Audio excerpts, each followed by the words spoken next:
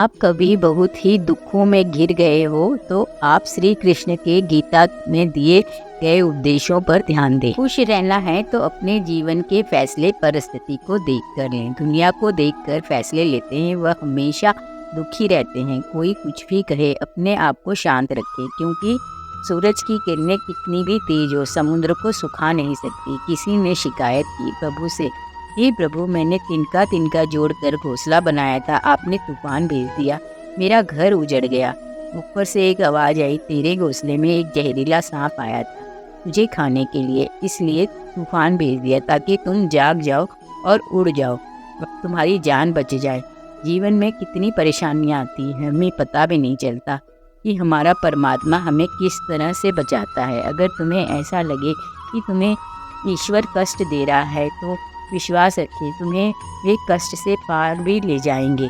मन की पीड़ा का कोई अंत नहीं, इसलिए दूसरों को कोसने का कोई लाभ नहीं।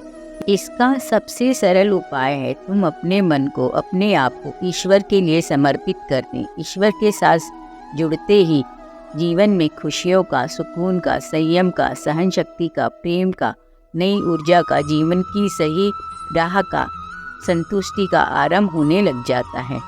हमारा मन पीड़ा से कैसे मुक्त हो जाता है हमें पता भी नहीं चलता। अगर प्रभु ज़्यादा इंतज़ार करवा रहे हैं तो तैयार रहें, वह कहीं ज़्यादा देने वाले भी हैं। जितना तुमने मांगा था उससे भी कहीं अधिक। जैसे लोग मृत आत्मा को कंधा देना पुण्य का काम समझते हैं, वैसे ही काश जिंदा इंसान को सहारा देना पुण्य समझते तो जीवन आसान हो जाता। मत सोचे इतना जीवन के बारे में, ईश्वर ने जीवन दिया है तो कुछ सोचा ही होगा। आपका बीता हुआ कल कितने ही कष्टों से भरा हो, तब भी आने वाला कल आपके हाथ में है। मन अंधा होता है, इसके पास अपना कोई ज्ञान नहीं होता। मन कुछ भी नहीं जानता, ना सही मार्गदर्शन करता है। इसलिए आप अंधे मन की बातें मानकर जरूरी काम टालना बंद करें। आप हमेशा अपनी बुद्धि से काम लें। अंधा मन जरूरी काम करने से रोक देता है। जब आप अपनी बुद्धि से काम लेना आरंभ कर देते हैं तो धीरे धीरे आपका मन मित्र बन जाता है। जब तक मन शत्रु बना हुआ है, आपको दिन पर दिन बर्बाद कर रहा है। इसलिए मन से सोचें, कार्य को मुंह से बाहर न निकालें। जिस प्रकार गुप्त मंत्र को मन में रखते हैं, उसी प्रकार अपने बड़े लक्ष्य को मन में गुप्त रखें। उसकी रक्षा करें। गुप्त रखकर अपने कार्य को पूर्ण करें। जब कार्य संपूर्ण हो जाए तब उसकी चर्चा करें, क्योंकि कलयुग में लोग अपने दुखों से दुखी नहीं, जितना कि दूसरों की तरक्की से दुखी है। जब भी कोई बड़ी बात बड़े लक्ष्य की हो, उन बातों को केवल उनके साथ साझा करें जो आपके अपने हों और बातों को भीतर बचाकर रखने का हौसला रखते हैं। यदि कभी आर्थिक स्थिति कमज़ोर हो जाए या कभी कोई नुकसान हो जाए या आपका व्यापार नष्ट हो जाए तो उस बात को मन में रखें। अपने कमज़ोर आर्थिक स्थिति की जानकारी मित्रों और रिश्तेदारों को भी ना दें। सहानुभूति पाने के लिए 4 आंसू मत गिराना, क्योंकि याद रखो, अंदर भले ही कम हो, बाहर पूरा दम हो।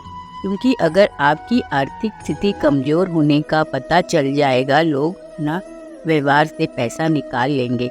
समय से पहले ही आप खत्म हो जाएंगे। यह प्रकृति का नियम है। जिसके पास पैसा है उसको वो पैसा मिलता है, और पैसा पाने के लिए पैसा लोगों को दिखाना पड़ता है। जब आर्थिक स्थिति कमज़ोर हो जाए तो ज़्यादा मुस्कुराएं, सशक्त दिखे।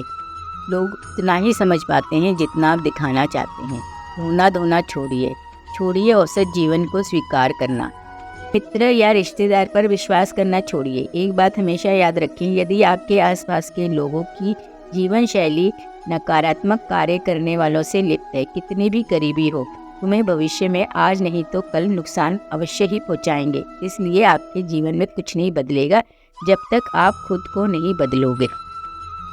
इस प्रकार से गीता सार का क्रमशः अगला भाग अगली वीडियो में सुनें। धन्यवाद।